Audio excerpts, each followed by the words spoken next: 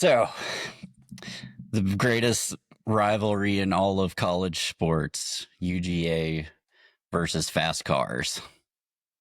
It's Another one. ridiculous. Another one. And Nitro Tuggle. Our Tuggle- boy.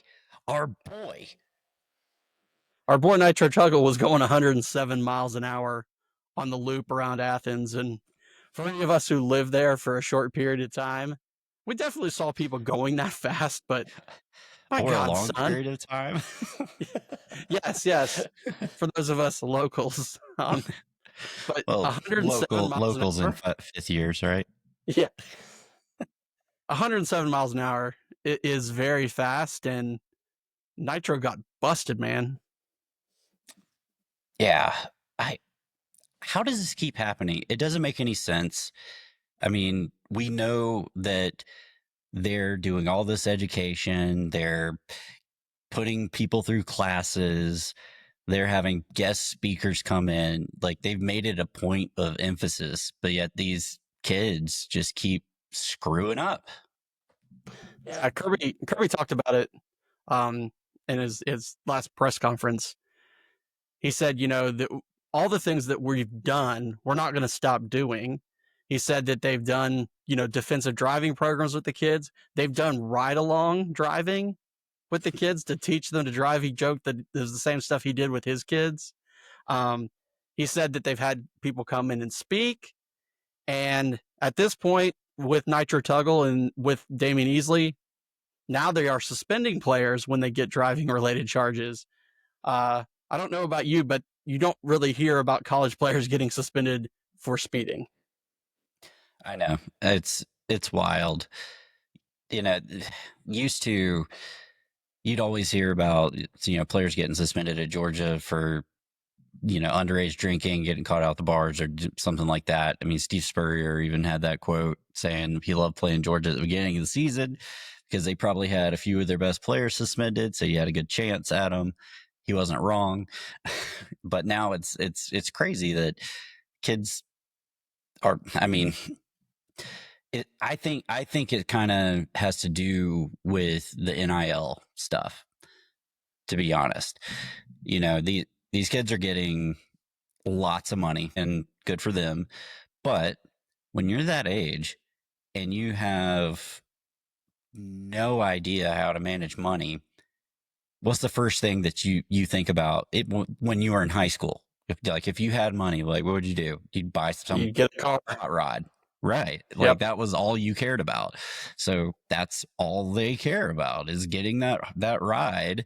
And they're usually really fast because that's what you do. That's And right.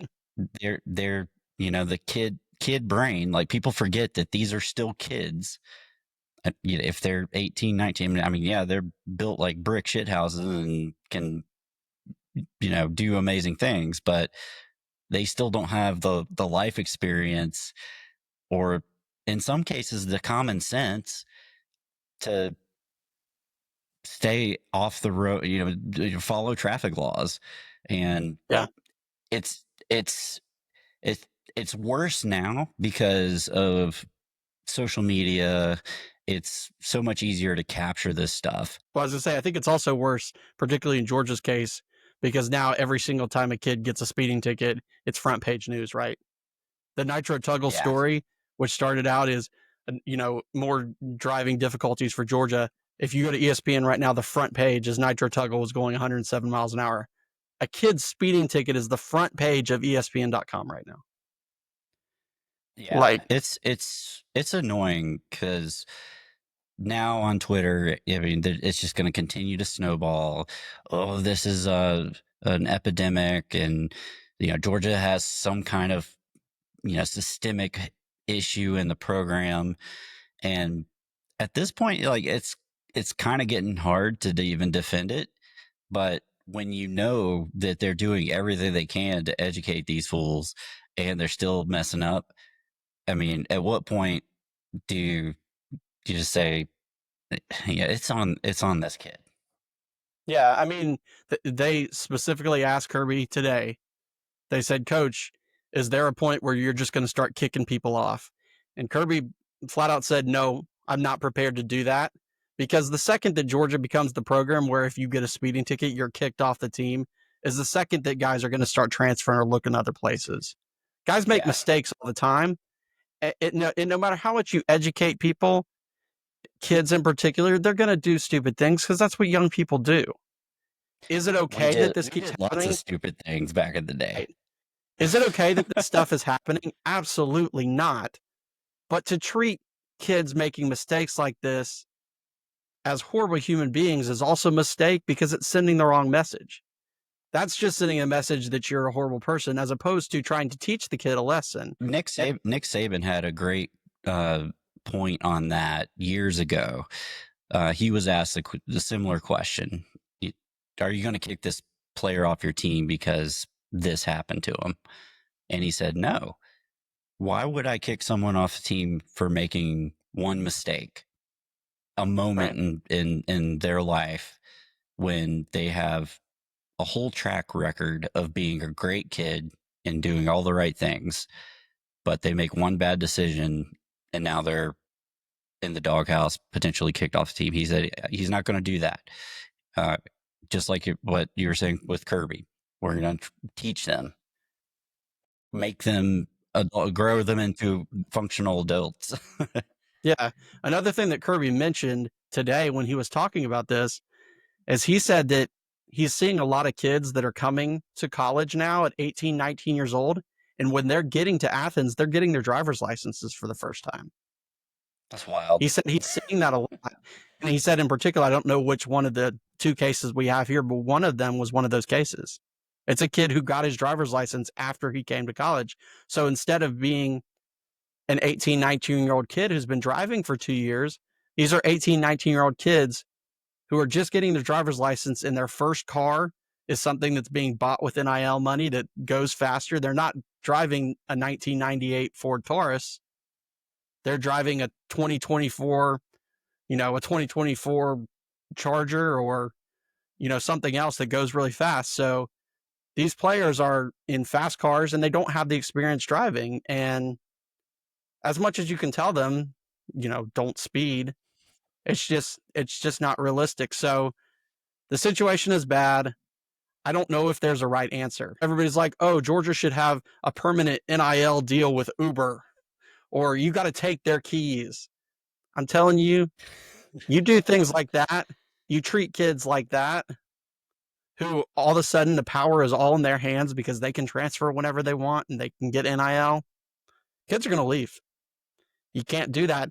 And the second these people that are all up in arms about it, second Georgia starts losing players and they start losing games, their tune is going to change real fast. Oh yeah, and a lot of these schools that are harping on this stuff, like fans of those schools, the same thing is happening in their cities. It's just not getting press. They just haven't had an incident where unfortunately someone got killed. Yeah. And Yep. and Absolutely right. that's harsh to say, but the reality is Georgia's under this scrutiny because of what happened. So Yep. And it's they've got to warranted. continue to get out ahead of it. They've got to continue to address it, but to think that they're going to kick kids off the team because they get a speeding ticket, that's not going to work. So Nitro Tuggle, he's suspended right now, so that's costing him reps. He was going to be a sophomore this year, expected to compete for time with some transfers and some returners in the wide receiver room. This is hurting him.